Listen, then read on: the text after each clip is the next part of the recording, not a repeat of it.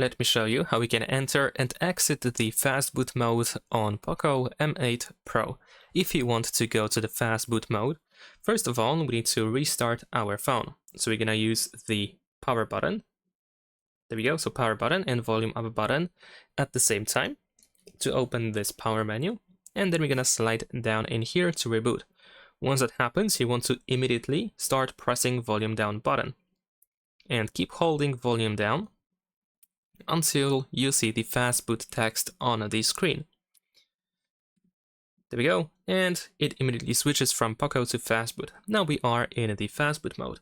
Now if you want to exit this mode, all you have to do is you need to press and hold the power button.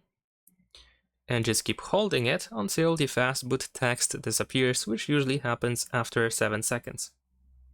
There we go, now we can release the power button, and your phone should go back into the normal mode. And that is pretty much it. Subscribe to my channel.